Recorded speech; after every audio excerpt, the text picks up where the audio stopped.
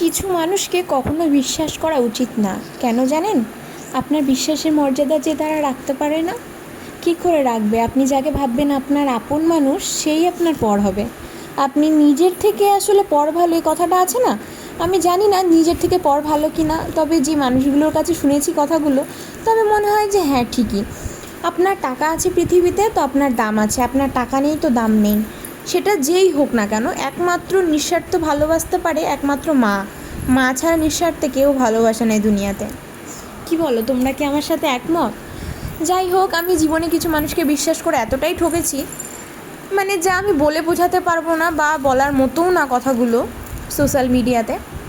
যাই হোক, নিজেদের মানুষের সম্পর্কে কিছু বলা বা পর মানুষের সম্পর্কে কিছু বলা, এক কথায় বলে কি জানেন এটাকে? পরনিন্দা মহাপাপ। যাই হোক, পরনিন্দা করতে চাইছি না। তারা আমাকে নিয়ে নিন্দা করতে পারে, আমি তাদেরকে নিয়ে নিন্দা করবো না। কি বলেন?